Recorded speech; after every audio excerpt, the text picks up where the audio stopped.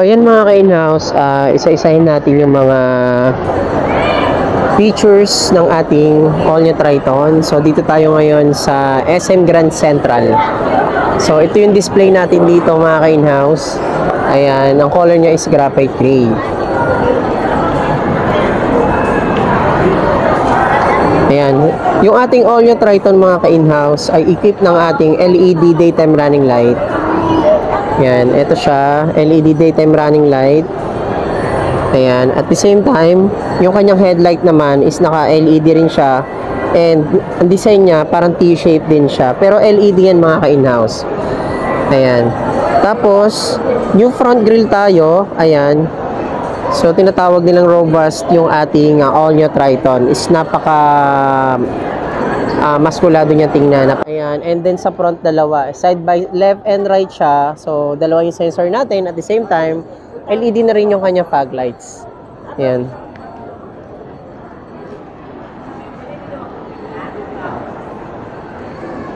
So, ayan mga ka-in-house, dito sa labas, mapapansin nyo, meron siyang fender flare.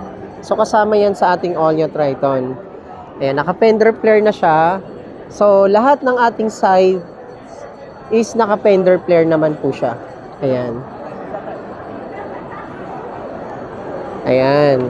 And, ano siya, black painted mags na. Ayan, mas pina-premium yung forma niya. Mas maganda siya. At dito naman, yung ating side mirror is equipped ng ating LED turning lights. Naka 360 camera na din siya. Ayan, equipped siya ng ating 360 camera. And sa taas, meron siyang roof rails kasama na rin sa ating all-new Triton. Sa top of the line lang meron ganyan na roof rails. And dito naman, kasama na yung ating sports bar sa ating all-new Triton. So, sa all-new Triton natin 4-wheel drive, yan lang yung may ganyan na sports bar. So, kasama siya. Equipped na yan sa ating all-new Triton 4-wheel drive automatic. At the same time, ito naka-bedliner na din siya. Yung kanyang tail lights is naka T-shape design. Tapos, pero halogen siya. Ito lang yung kanyang LED niya. Ayan. Ayan. Tapos, dito naman, equipped na siya ng ating reverse camera. Ayan, dito yung ating emblem. May nakalagay na athlete. Ayan. And then sa likod is equipped na rin siya ng ating reverse sensor. So, 4 yan mga ka-in-house. So, ayan. Ito yung sa left natin, 2. And dito naman sa right is 2 din. So, ayan mga ka-in-house. Yan yung makikita nyo sa ating all-new Triton na mga features na pwede nyo makuha dito sa ating napakagandang pick-up.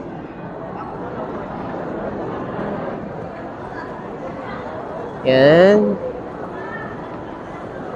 So, mamaya ko na lang sasabihin sa inyo yung SRP ng ating all-new Triton. And sa loob, papasok tayo para makita nyo yung interior natin. Dito pala mga ka-in-house, ayan, equipped na rin siya ng ating stepboard. So, malapad yung kanyang stepboard para yung access sa pag-apak nyo, pagpasok nyo sa loob, is hindi kayo mabibitin kasi malapad yung stepboard niya. Ayan, no? System operation. Try natin siyang i-off. So, ayan, nakikita nyo, nag-auto-fold yung kanyang side mirror. Ibig sabihin yan, mga ka-in-house, ay nakasarado yan. And dito, ayan, once na in-off natin siya, makikita nyo yung daytime running lights niya. So, try natin i-open ulit gamit yung ating keyless system operation. Ayan. So, nagkakaroon siya ng signal, hazard signal. At the same time, naka-open yung kanyang doon na pwede tayong mag-entry gamit yung ating keyless system operation. Hawak-hawak nyo lang siya and then ipupush nyo siya para maka-enter tayo sa loob. And pwede nyo rin siyang i-close gamit din yung ating button na to. So, try natin para makita nyo. So, yan, mga ka-in-house, naka-close siya. Ibig sabihin, naka-fold yung ating side mirror and ito yung keyless system operation natin. Lalagay ko sa packet. So, lalagay ko sa packet ko. Ayan yung packet. And gagamitan ko siya. Pipress ko to. So, ayan mga ka-in-house, nag-open yung ating side mirror. Ibig sabihin, open siya. Recognize na siya once na nag-open yung ating side mirror. And then, papasok tayo sa loob. Ito yung ating door trim. Naka-soft pad siya. At the same time, meron siyang orange stitches. Ayan. At dito naman sa handle niya, ayan, naka-metal painted siya. At the same time, glossy type ito. Ayan. And dito naman, naka-carbon siya. Yan. Pero plastic po yan para siyang carbon. And dito, lahat ng kanyang control sa mga window ay automatic na. Ayan. Ito yung adjustment sa ating side mirror. Ayan. Adjustment siya and naka-central door lock naman siya. Once na tumakbo tayo ng 20 km per hour, automatic siya mag-lock. Ayan. Pero ito yung manual lock natin. At ito yung lock and then open. Then dito naman, mga pockets natin. Ayan. Maluwag naman siya. Ating seat material ng ating all-new Triton is combination po siya ng ating black and orange. Yan, siya, synthetic leather seat with fabric combination. Ito siya. And sa side niya is naka-leather synthetic siya. Yan. And yung mga stitches niya is color orange. Yan, napakaganda at bumagay dun sa ating ceiling. Kasi yung ceiling natin mga ka-in-house is naka-black roof siya. Ayan, black roof po yan.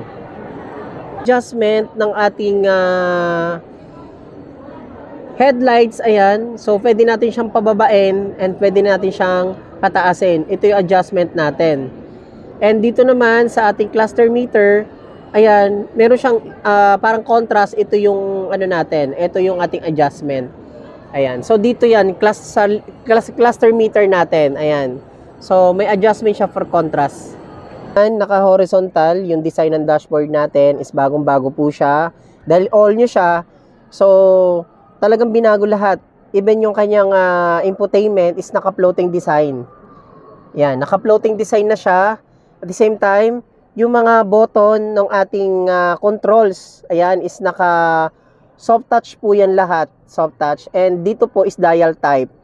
Dito sa ating infotainment. Dial type siya pagdating sa volume and power. And sa tune scroll, ayan, then sa push sound natin na control is dial type. So dito, pagdating dito sa ating mga menu, audio, forward, maps, and camera, is naka soft touch naman po yan. Ayan. Napakaganda po kasi talagang premium yung loob ng ating all-new Triton.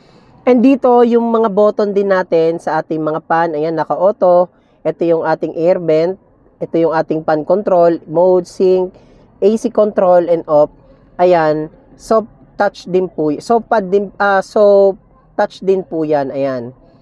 Hindi po siya dial type. Kaya mas maganda po at talagang premium yung pagkaka-design ng ating all-new Triton pagdating sa interior. Dito naman mga ka-in-house, ito yung ating start-stop engine. Yan. So, nandito siya sa baba. Tapos dito naman, ito yung ating USB port. Ayan, dalawa yan.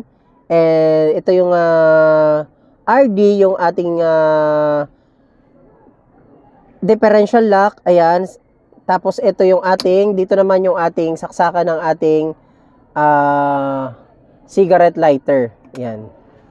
So dahil 4-wheel drive po siya, andito po yung ating selector ng ating 4-wheel drive function. Yan, yung ating 2-wheel drive, 4-wheel drive. Ito yung ating 4HLC and 4LLC. So, ito yung mga, kung gagamitin natin siya kapag tayo ay magpapalit ng gear. Like, kunyari, basa ang daan, maputik, mag-gravel. So, mag-a-adjust tayo ng ating 4-wheel drive automatic function. Okay, and dito sa drive mode naman, yan. Sa drive mode naman, yan, automatic siya na makikita nyo naman yung drive mode natin sa monitor. Ating steering wheel mga ka-in-house is naka 3-spoke leather wrap. Tapos may mga hands-free button na siya dito sa ating left control. Ayan, so mas pinadali siyang gamitin. Yan, meron tayong forward, backward, and volume. Tapos dito, ito yung ating function pagdating dun sa ating cluster meter. So, makikita natin siya, hindi lang natin siya ma-on kasi bawal i-on dito sa SM. So, nasa SM kasi tayo. And dito naman sa right side, Andito yung ating voice command, answering call, ayan, and cruise control function, ito siya, and ito yon pag magsiset tayo ng cruise control. Ayan. Tapos, 3-spoke leather wrap siya, and mayroon siyang stitches na orange, kasi binagay to sa ating seat material na naka-orange and black fabric. Ayan, analog type yung kanyang cluster meter with combination ng digital. Ayan, again mga ka-in-house, maraming salamat sa inyo. Sana may natutunan po kayo kahit konti dito sa quick review natin sa ating all new Triton. At syempre, kung gusto niyo po ng makita siya actual, pwede po kayong pumunta at mag-visit sa ating dealership located at Mitsubishi Peak Motors, Abad Santos, Manila. And hanapin nyo lang po ako, Rani Makatangay na Mitsubishi Motors, para makita nyo po yung ating actual unit.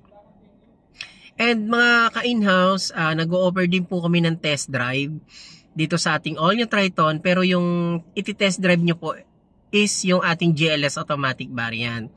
Sa 4-wheel drive po, hindi po kami nagpapa-test drive. Ayan, pero same lang naman po yung interior niya. Ang pinagkaiba lang po is yung ating mga accessories na nakalagay sa ating all new Triton, especially yung transmission po is 2-wheel drive lang yung GLS, and ito naman po is 4-wheel drive.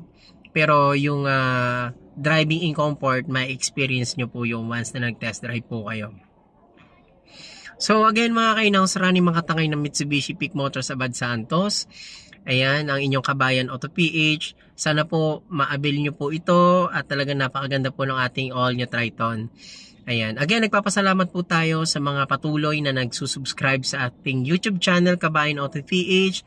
Sana po wag po kayong magsawa at ayan, lagi po kayong mag-iingat. God bless po sa inyong lahat.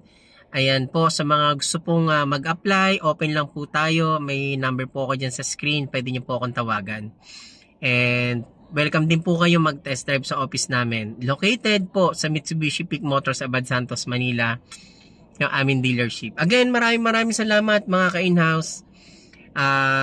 Sa susunod na vlog po natin, ayan, panoorin nyo po yung releasein po natin, yung paper release natin dito sa ating all new Triton. And God bless, sana kayo na rin po ang susunod nating may release dito sa ating dealership. Maraming salamat po.